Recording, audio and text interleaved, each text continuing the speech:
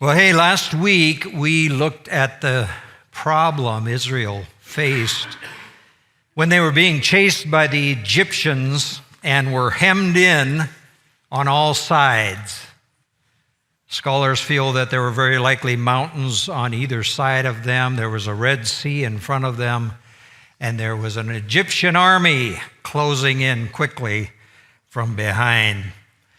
God did a mighty deliverance that day and defeated the enemy in an amazing fashion. And I love that testimony we just heard a few minutes ago, because that same God is with you and me daily, fighting for us. That same God is at work in your life. And I'm telling you, you can expect miracles. Anybody believe that? You can expect miracles just as the Israelites experienced. Well, you would think that miraculous experience at the Red Sea would have stuck in their memory for a long, long time. However, we humans seem to have short memories at times. God does something amazing for us, but soon we are pleading for another miracle and wondering if God will really come through this time. And that's certainly the case here. Not many days later, after the Red Sea incident, food began to dwindle a bit in the Israelite camp. And when people get hungry, they can get a little testy. And that's exactly what happened. The challenges of life and the problems we face come at us from many different directions. You know that. But the challenge Israel faced in Exodus 16 actually came from within the camp. And sometimes those are the toughest. Sometimes those internal struggles in a group are the hardest. So notice this, number one, the grumbling began. The grumbling began. Notice verses 1 through 3 of Exodus 16. It says, the whole Israelite community set out from Elim and came to the desert of Sin. That's an interesting name, which is between Elim and Sinai on the 15th day of the second month after they had come out of Egypt. In the desert, the whole community grumbled against Moses and Aaron. The Israelites said to them, if only we had died by the Lord's hand in Egypt. There we sat around pots of meat and ate all the food we wanted, but you have brought us out into this desert to starve this entire assembly to death. Moses, you brought us out here to starve. I don't suppose any of you are grumblers, but unfortunately, I've done some grumbling and complaining in my day, so I can speak from experience. Grumbling is actually a dangerous thing. One man said, grumbling and complaining are the worship sounds of hell. Ooh. That's strong, isn't it? That's serious stuff. Notice some things about their grumbling these things are found right here in chapter 16. First of all, the whole community grumbled. Everyone was grumbling. Instead of come let us reason together, it was come let us grumble together. This is one of the dangerous things, of course, about murmuring and complaining. You may recall last week I told you that faith and faithlessness are contagious. And I've noticed that grumbling can spread quickly among a group of people and basically can affect a whole group. I've seen it happen in churches. I've worked in a lot of different churches. One person gets upset about something and shares it with another, who shares it with another, who shares it with another, and so on. And suddenly, what was once a fairly small issue has influenced many, many. And this sounds a little rough, but I've noticed that grumblers tend to attract other grumblers. Remember, a person who was in our area of influence would come to me with their concerns. Sometimes that's code for grumbling, but they would come to me with their concerns and they'd say, I don't understand why everybody comes to me to complain. Well, because you attract them. But that's what happened here as grumbling began about a lack of food. It affected the whole community. Another thing about grumbling distorts reality. It's similar to fear. We talked about that last week. Fear can blur truth. It can distort reality, and so can grumbling. Notice the Israelites began talking about the good old days in Egypt. Hello? They weren't good days. They said, we had pots of meat and all the food we wanted to eat. Wait a minute. Aren't these the same folks who were slave laborers to the Egyptians? Weren't these the ones who were forced to work at the crack of a whip? But how soon we forget. Sometimes we forget the bad parts of the good old days and only remember what we want to remember, called selective memory. Well, another thing that happened in this grumbling, they attacked leadership in the grumbling. They attacked leadership. They accused Moses and Aaron of poor leadership by grumbling directly to them and about them. Verse 2 says it clearly that they grumbled against Moses and Aaron. I've mentioned to you before that Corlin and I operate a ministry to pastors and other leaders. It's called Leader to Leader Ministries. We do it for a number of reasons. We had a gathering just a couple nights ago at our home. It was an amazing time. But one reason we have started this ministry to reach out to pastors and other leaders is because a significant number of leaders are leaving their ministry positions every month. I mean hundreds. because of a number of things, health reasons, financial problems, relational issues, maybe marriage problems, but a huge part of it is because of discouragement.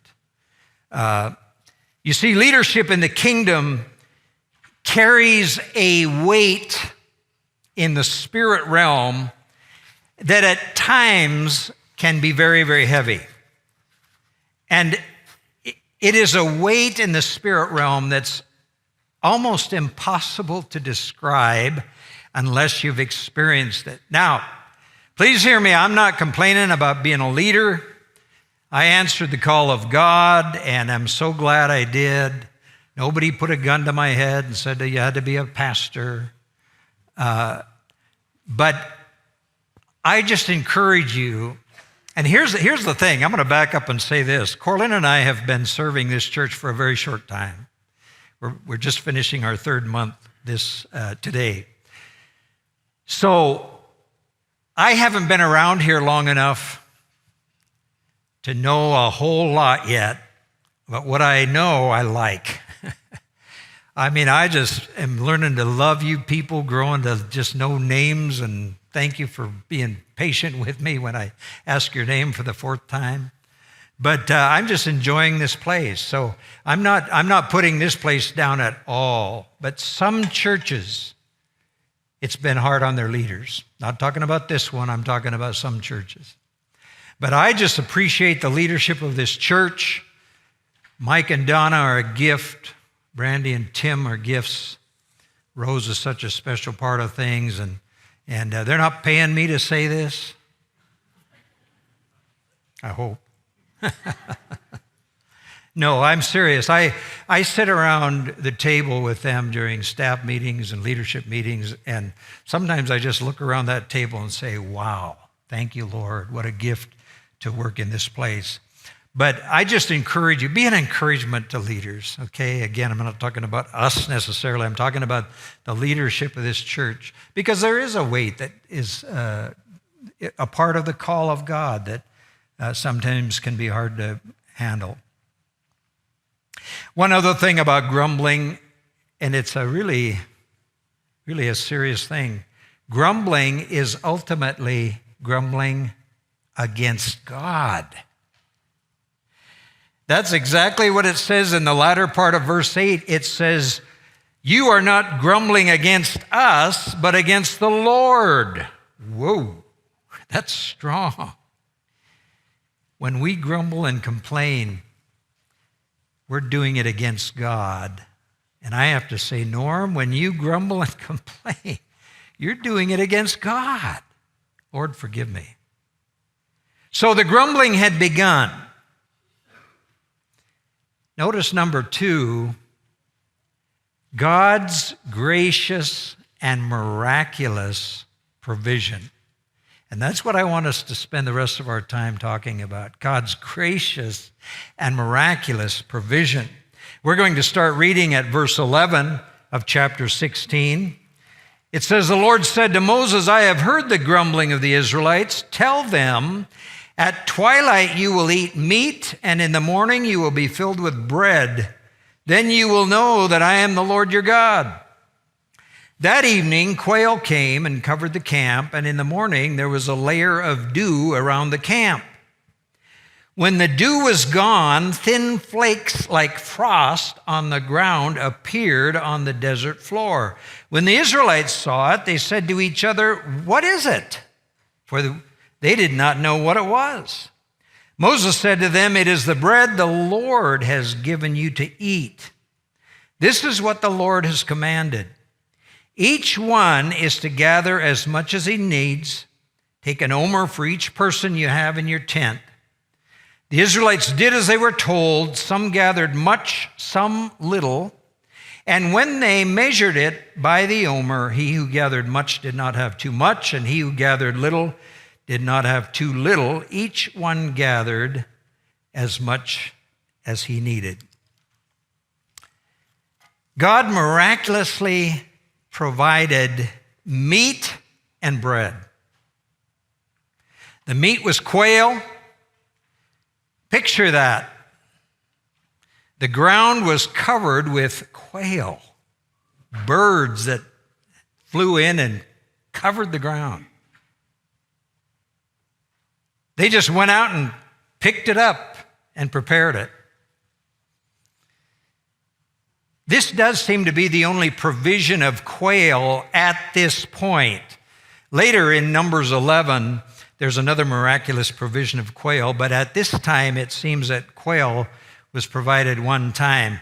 However, the manna was a regular daily provision, every day except Sabbath. And so they were to go out each morning and gather manna. You might ask regarding manna, what is it? What is this stuff called manna? And I would say, exactly. That's what it is. You described it perfectly. In fact, that's what it's called. It's kind of a mystery meal, evidently. The term manna actually means, what is it? What is it? Verse 31 reads, I don't think I have this on the screen, but it says, the people of Israel called the bread manna. It was white like coriander seed and tasted like wafers made with honey. One smart aleck I was reading said, some kind of pastry with sugar on it? Sounds like donuts to me. Think of it, go out and gather your dozen donuts every morning. Boy, that sounds like my kind of breakfast. But No, I'm being silly here, but the point is God miraculously provided their daily needs. Hear that. Don't let those just be words. God miraculously provided their daily needs. Do you remember how long he did this? Anyone? 40 years. 40 years. I don't know if you get tired of donuts by then, but anyway. God miraculously provided their daily needs. Every day they went out and gathered manna. God truly is Jehovah Jireh, our provider. And I want you to hear this. That's the kind of God he is. He cares deeply about your daily needs. Someone needs to hear that today. God cares about your daily needs. And notice this. He gave it daily. He never missed a day. On Sabbath, they gathered enough for 2 days, so God meets our daily needs. Jesus told us to pray, give us this day our daily bread. God cares about daily needs. And notice also this. They went out and gathered it. In other words, work was involved. The food didn't just float into their mouths. Work is involved in our daily needs being met.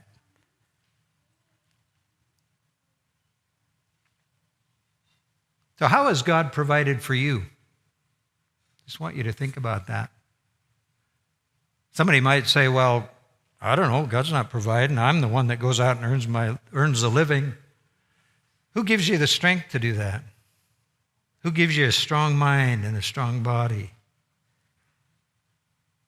How has God provided for you? I'd love to go around this room this morning. Obviously, we don't have the time to do that, but hear testimonies about God's provision for you.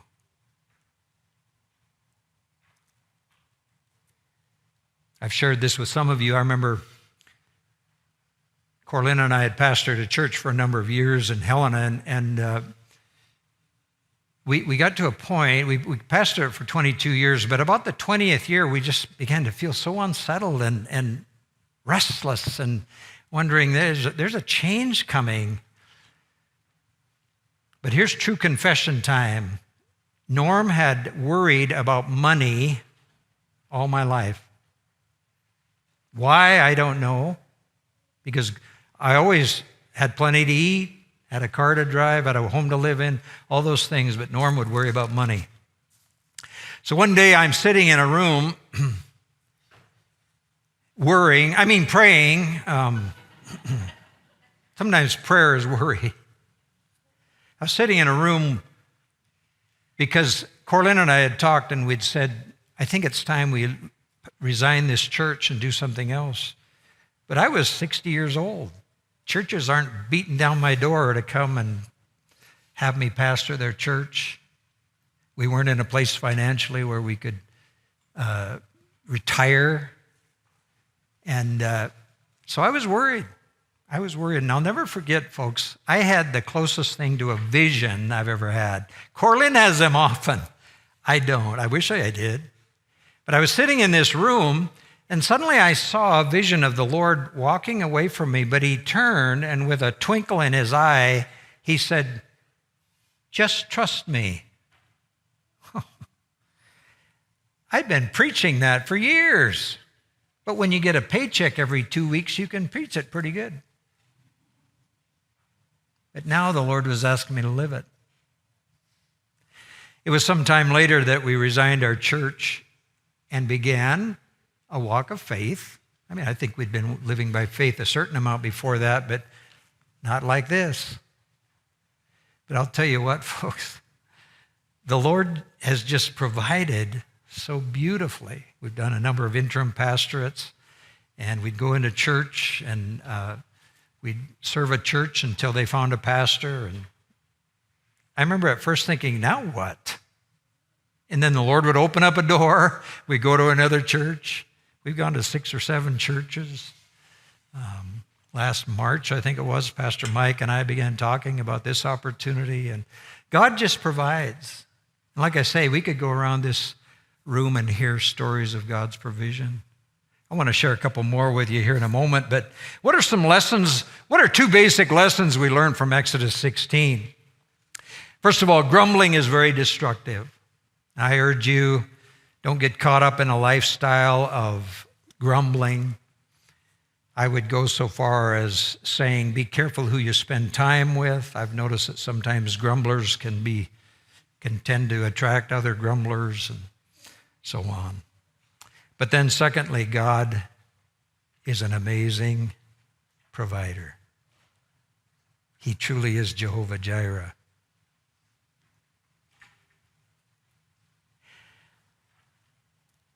Corlin and I moved to Helena in 1990, and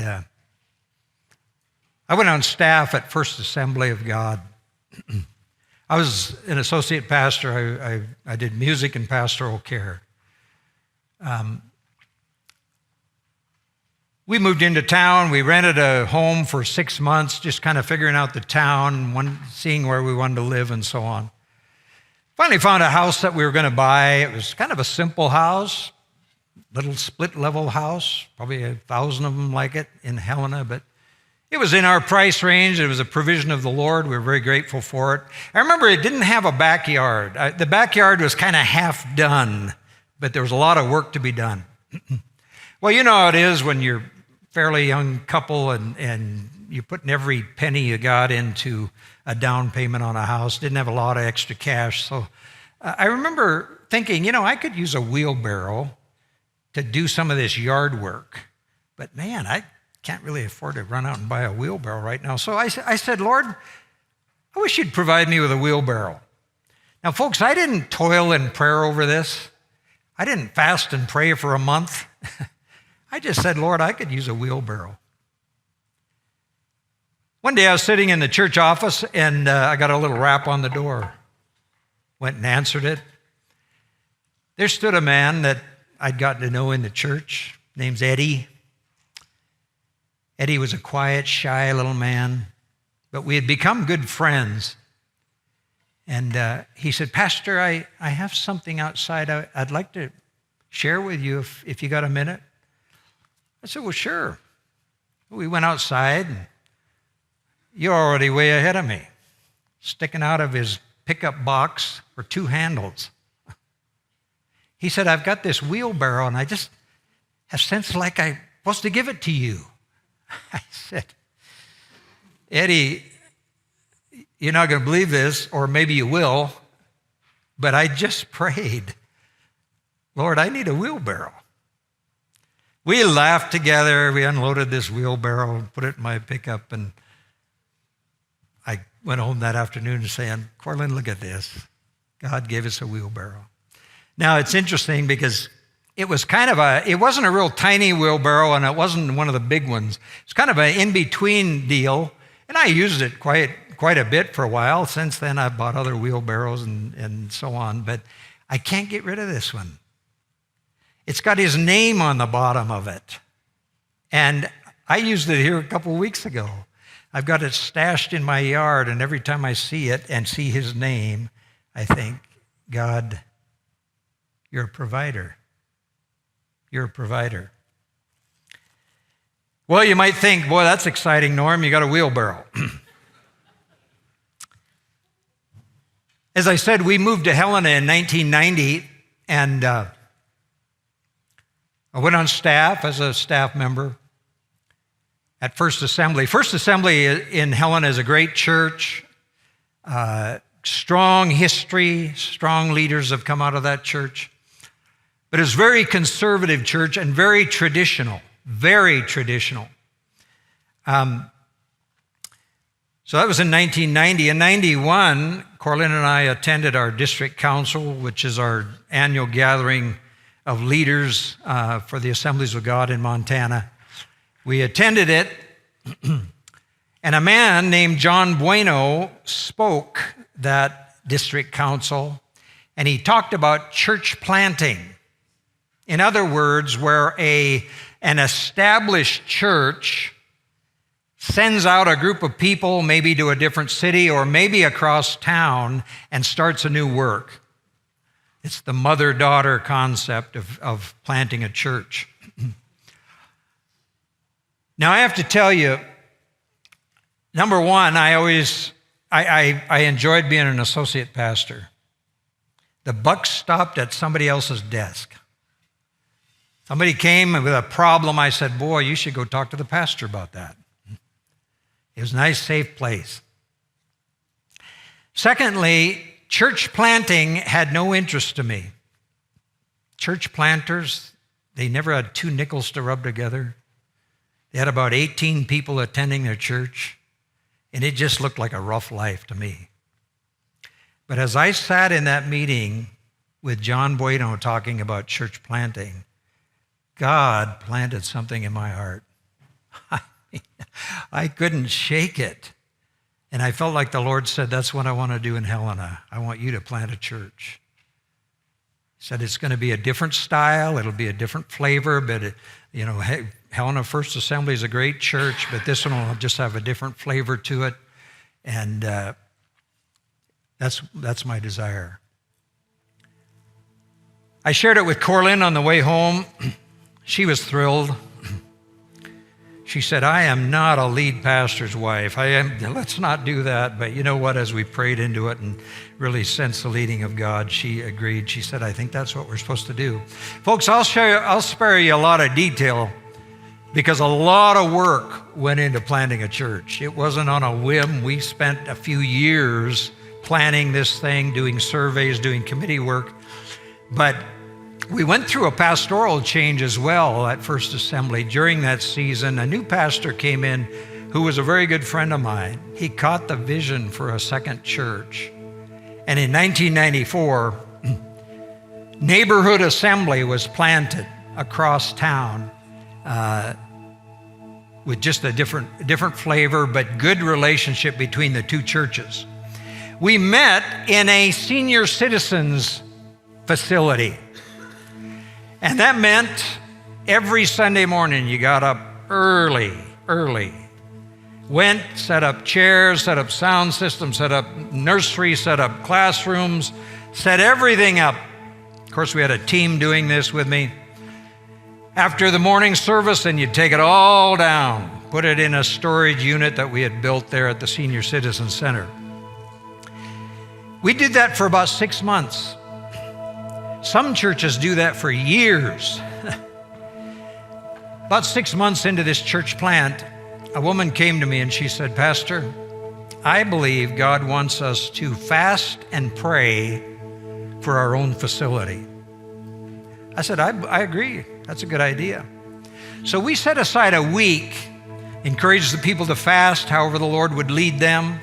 We spent significant time in prayer, asking God to provide us with a facility. One evening, I got a call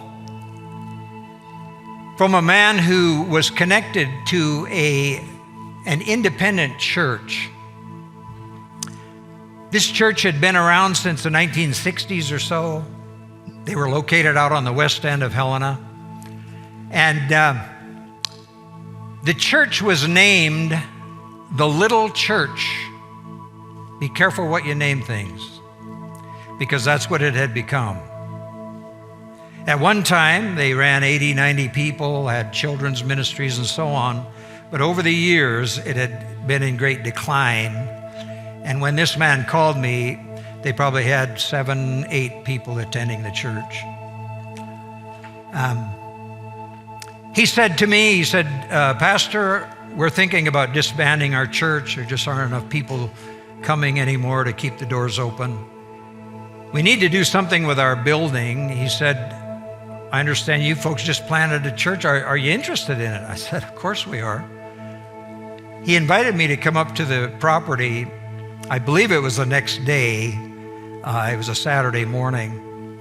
And so the church treasurer, our church treasurer, and I went up to the Little Church on a Saturday morning and met a man named Harry. Harry had been the go-to guy. He was an older man. He had been the go-to guy if a toilet needed fixing or a light bulb needed changing or some other work needed doing. He was the man. But Harry was getting on in years. He and his wife were moving to Missoula, I believe, to live with children. Harry's leaving had a significant impact on that church, was one reason they were thinking of disbanding. Harry met us that day on a Saturday morning, and he began a tour of the place. Harry was walking around telling me every story behind every doorknob in the house. I thought to myself as we walked around, Harry, I just want to know how much you want for the place, but I didn't say that. As we walked around the facility that day, there were a group of 3-4 older ladies who were dusting and cleaning and polishing woodwork and all this. Here they're having a work day. So I greeted them. Finally, after probably 45 minutes of this tour, and by the way, I'll tell you folks, it was an entire city block of land. It was an older building, but very nice. And a 4,000 square foot house across on the opposite corner that had been a parsonage. So Harry gives me the tour of this whole place, and I finally said, Harry, answer me this. What do you think they want for this place, money-wise?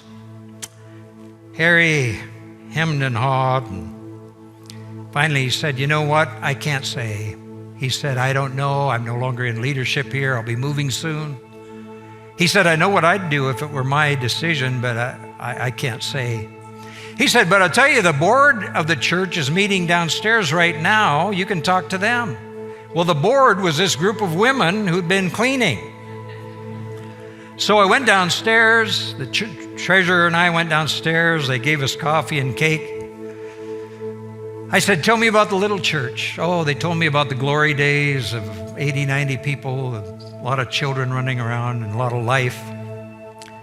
But then the last several years have been difficult, very difficult.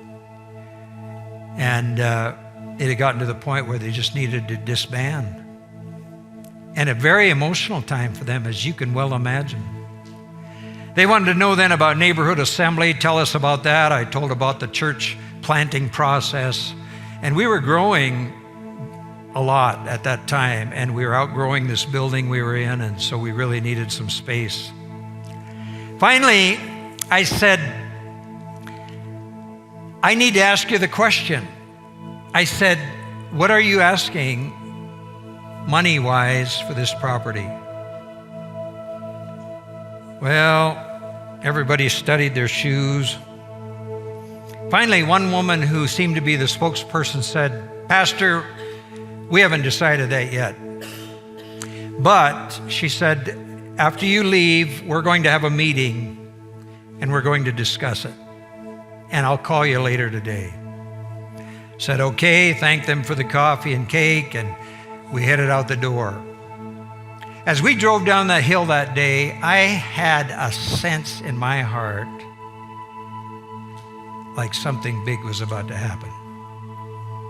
About an hour later, my phone at home rang, and the woman who was a spokesperson said, Pastor, we've been talking about it here, and I think we're just going to give you the place.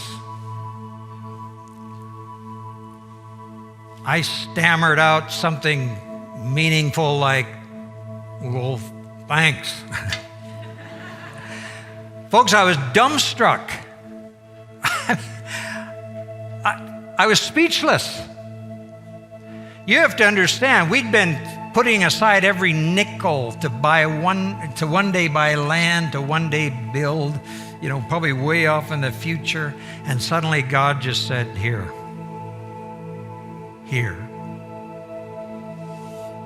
Here's my provision.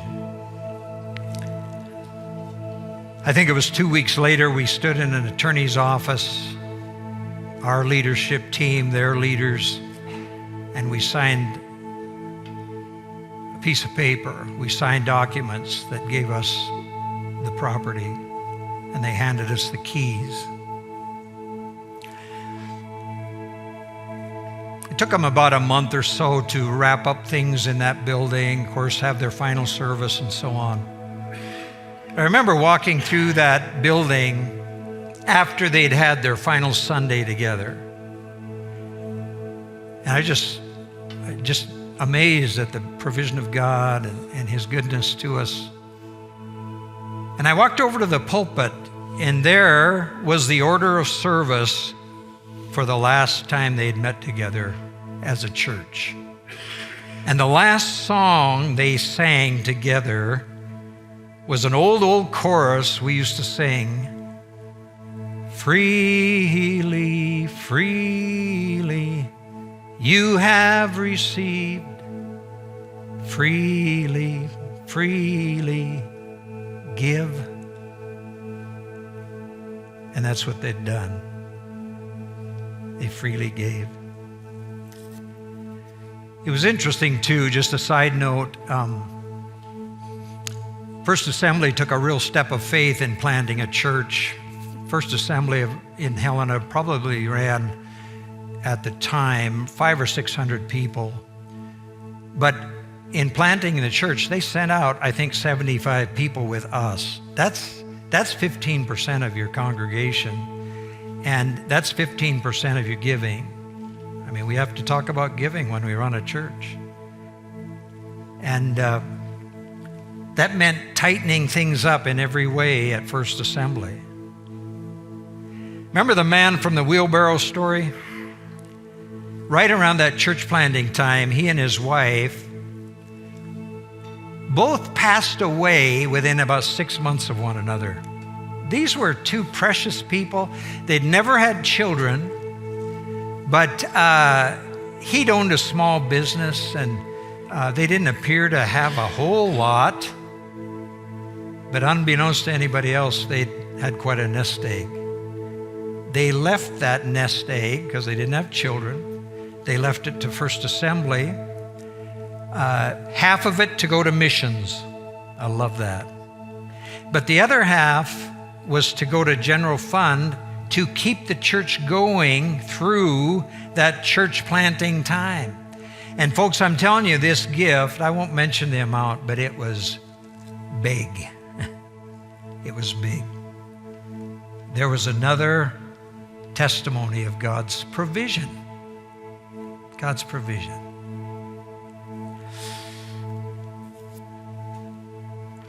What is your need today? Now, I've kind of centered on finances and that whole part of it, but your need may be finances. It may be something far different. But God is Jehovah Jireh, our provider. Our provider. And I don't want you to think that God is, the big slot machine in the sky. Just pull the arm down and here comes your miracle. But I'm telling you what, He cares very much about your need, whatever it might be today. I want us to sing this chorus, or this song we sang earlier. The goodness of God. He's a good God. He cares about what your need is today. So let's stand together. Worship team, why don't you go ahead and just begin leading us in that great song.